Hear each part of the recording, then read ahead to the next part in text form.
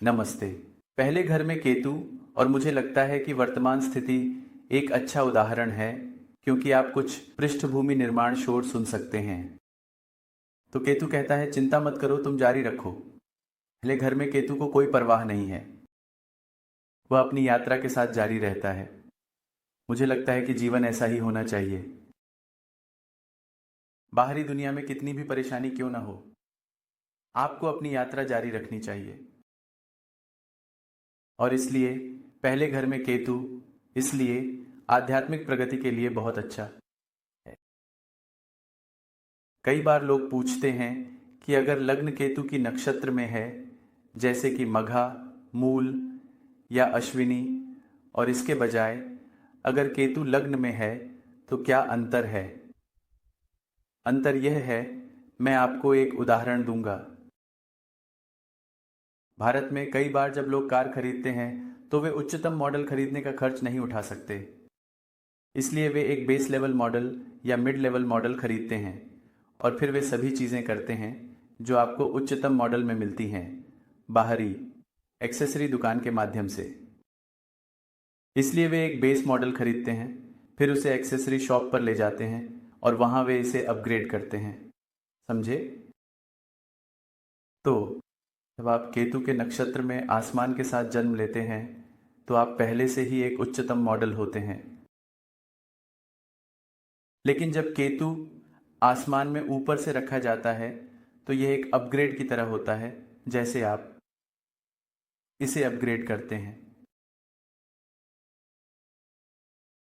यह अंतर्निर्मित नहीं है, जैसे उच्चतम मॉडल में जो आपको मिलता है, जिसमें कंपनी आपको सब कुछ देती है।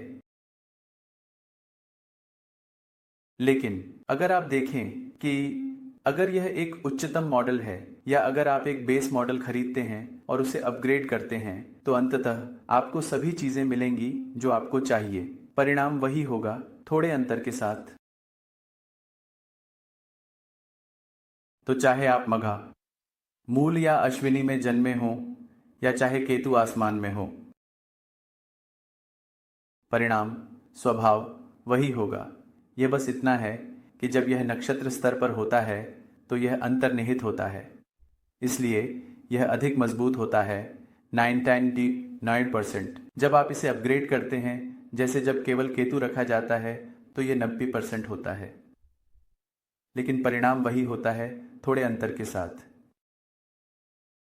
दोनों पागल हैं, लेकिन एक अच्छे तरीके से। आपको दिव्य अनुभव करने के लिए थोड़ी पागलपन की आवश्यकता होती है। मैं देखता हूं कि कई लोग ज्योतिष सीखने आते हैं, लेकिन वे अपने तर्कशील मन में इतने डूबे होते हैं, सब सूखे। वे केवल शास्त्रों के अनुसार चलते हैं। लेकिन एक पागल कूद सकता है, अनुभव कर सकता है, और क्योंकि वह कूद सकता है, वह कुछ अनोखा अनुभव कर सकता है, वह अनोखे तरीकों को आजमा सकता है। जो लोग केवल शास्त्रों के अनुसार चलते हैं वे तोता बन जाते हैं। जो अपने अनुभवों के माध्यम से प्रयास करते हैं वे असली होते हैं। लेकिन उस स्तर पर पहुंचने के लिए आपको एक निश्चित पागलपन की आवश्यकता है, क्योंकि केवल एक पागल ही कूद सकता है, केवल एक पागल ही जोखिम उठा सकता है। एक गणनात्मक व्यक्ति जोखिम नहीं उठा सकता, वह बहुत अधिक सोच में डूबा रहता है।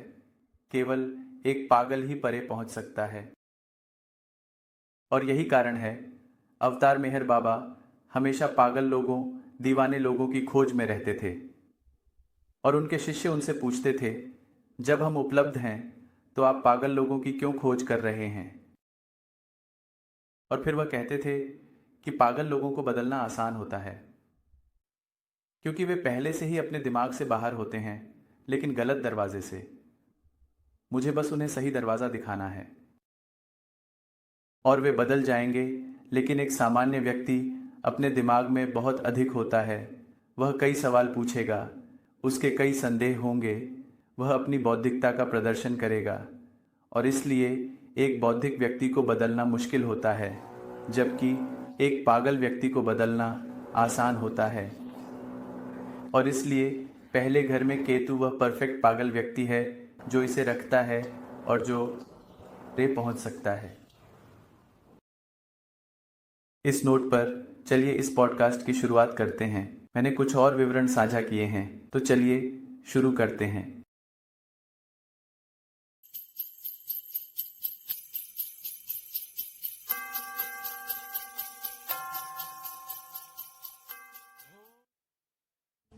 केतु एक का मतलब है मैं छोड़ देता हूँ। एक केतु पहले का व्यक्ति आसानी से छोड़ देता है। वास्तव में वह छोड़ने में बहुत तेज होता है। वह बिना किसी विचार के सब कुछ छोड़ सकता है। ऐसा व्यक्ति साधु सन्यासी बनने क्षमता रखता है। और यदि अन्य पहलू सहायक हैं, यदि बृहस्पति के पहलू सकारात्मक हैं, तो वह एक ज्ञानवान व्यक्ति भी बन सकता है। केतु पहला भौतिक जीवन के लिए इतना अच्छा नहीं है। भौतिक दुनिया आपसे दौड़ने और हर चीज से चिपके रहने की उम्मीद करती है। भौतिक दुनिया में छोड़ना आत्महत्या के समान है। कौन अपनी पत्नी, नौकरी, बच्चों को छोड़ देगा और एक ऐसी यात्रा पर निकलेगा जिसका कोई वापसी टिकट नहीं है। एयर कंडीशन कमरे में बैठकर साधुओं, आध्यात्मिकता, चमत्कारों के बारे में सोचना अधिकांश लोग बहुत खुशी से कर सकते हैं। लेकिन सब कुछ छोड़ देना, एक सुंदर पत्नी, प्यारे बच्चे, बड़ा घर, बड़ी कार और अज्ञात असीम की खोज में निकलना हर किसी के बस की बात नहीं है। केतु एक यह कर सकता है, लेकिन केवल और केवल तभी जब अन्य पहलू भी उसकी या उसकी आध्यात्मिक वृद्धि का समर्थन करते हों। अन्यथा केतु एक व्यक्ति को जीवन के कई त्रासदियों से गुजरने के लिए मजबूर करता है। वह इस भौतिक दुनिया, माया के खतरनाक खेलों में इतना फंस जाता है कि जीवन एक समस्या बन जाती है जिसका कोई समाधान नहीं है। जब केतु को गुरु का सकारात्मक समर्थन मिलता है तो आप देखते हैं कि धूल सोने में बदल जाती है। कैरेट सोना। पश्चिम में एक ऐसा व्यक्ति था, एक महान दिव्य रहस्यवादी, और उसका नाम डियोजेनीस था। कहा जाता है कि उसके चमत्कारों की कहानियां अलेक्जेंडर द ग्रेट तक पहुंची और अलेक्जेंडर ने डायोजेनेस से मिलने की इच्छा जताई, जो एक नग्न व्यक्ति था जो गांवों और शहरों में घूमता था। अलेक्जेंडर ग्रेट सम्राट एक नग्न रहस्यवादी से मिलने की कोशिश कर रहा था और उसका नाम डायोजेनेस था। कहा जाता है कि एक दिन डायोजेनेस चल रहा था और उसने एक कुत्ते को नदी से पानी पीते हुए देखा। उसने अपनी एकमात्र संपत्ति, एक भिक्षाटन का लकड़ी का कटोरा जो उसने अपने लिए रखा था, को देखा। डायोजेनेस एक महान आध्यात्मिक गुरु थे और तभी उसके मन में एक विचार आया, अगर कुत्ते को पानी पीने के लिए कटोरे की जरूरत नहीं है तो मैं यह लकड़ी का कटोरा अपने साथ क्यों ले जा रहा हूँ। और उसी क्षण डायोजेनेस ने वह लकड़ी का कटोरा फेंक दिया। अब सब कुछ छोड़ दिया गया, कुछ भी परवाह करने के लिए नहीं था और अपने आप मुस्कुराते हुए डायोजेनेस ग्रीस की संकरी गलियों में चलते रहे। एक केतु व्यक्ति सब कुछ छोड़ सकता है। एक केतु व्यक्ति राहु के व्यक्ति की तुलना में बहुत तेजी से अलग हो सकता है। हमेशा इसे याद रखें, राहु की प्रकृति चिपकने की होती है, केतु की प्रकृति अलग होने की होती है। याद रखें, आपका दिल प्रेम का समुद्र बनना चाहिए, आपका मन अलगाव की नदी बनना चाहिए। एक व्यक्ति जो चिपका हुआ है वह छोड़ नहीं सकता, और अगर आप छोड़ नहीं सकते तो आप परे का अनुभव नहीं कर सकते। बुद्ध कहते हैं, आप केवल वही खोते हैं जिससे आप चिपकते हैं। राहु के लोग चलते रहेंगे, वे आध्यात्मिकता पर लंबे व्याख्यान दे सकते हैं, लेकिन जब सब कुछ छोड़ने, सब कुछ त्यागने की बात आती है, जब त्याग की बात आती है, तो वे कई कारण पाएंगे। केवल एक केतु व्यक्ति में कूदने की क्षमता होती है। कार्य का अनुभव करने के लिए एक निश्चित पागलपन की आवश्यकता होती है। केतु में वह पागलपन है और यही कारण है कि अवतार मेहर बाबा ने हमेशा इस पर जोर दिया कि एक पागल व्यक्ति को ज्ञान प्राप्त करने में मदद करना एक सामान्य व्यक्ति की तुलना में कहीं अधिक आसान है, क्योंकि एक सामान्य व्यक्ति अपने दिमाग में होता है और इसलिए वह कई सवाल पूछता रहता है। वह अपने बौद्धिकता में फंसा होता है। उसे सत्य शाश्वत की सार्थकता को समझने के लिए कई जन्म लग सकते हैं।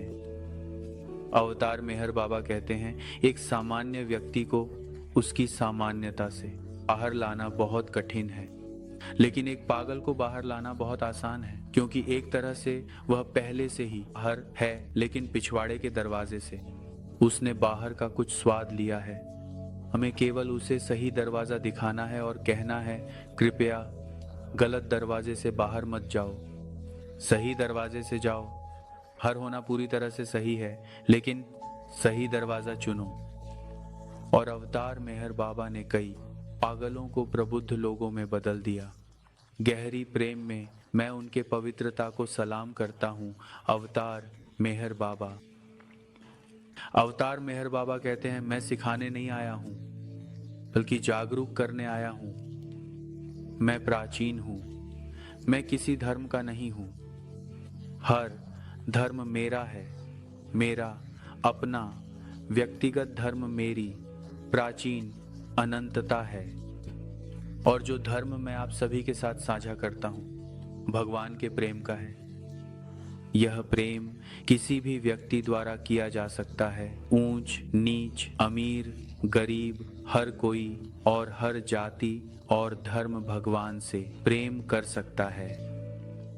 केतु को श्री गुरु बृहस्पति द्वारा प्रेम किया जाता है। दुविधा यह है कि कई राहुवादी पुरुष हमेशा केतु का मुखौटा पहनने की कोशिश कर रहे हैं और आध्यात्मिकता का अच्छा व्यवसाय बनाते हुए असली केतु के लोग असली हीरे, ग्लैमर, प्रसिद्धि और संबंधों से दूर हैं, क्योंकि वे इस दुनिया की कितनी नकली है इसके प्रति पूरी तरह से जागरूक हैं। 1 मिलियन में से केवल कुछ ही असली हीरे होंगे, बाकी सभी बस चमक हैं, कोई असली सामग्री नहीं है।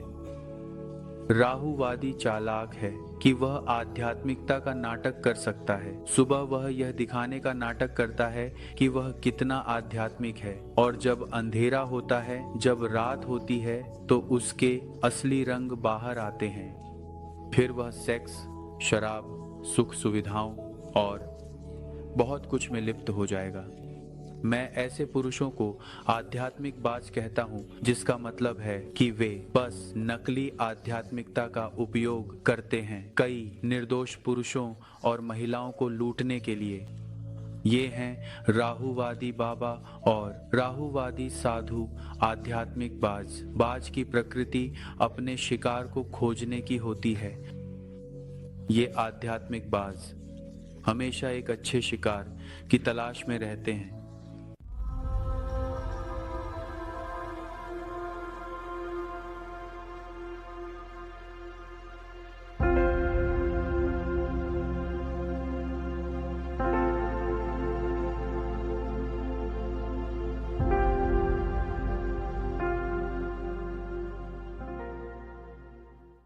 ओ गम नामा AUM गम गणपतये नमस्ते AUM काम गणपतये नमः।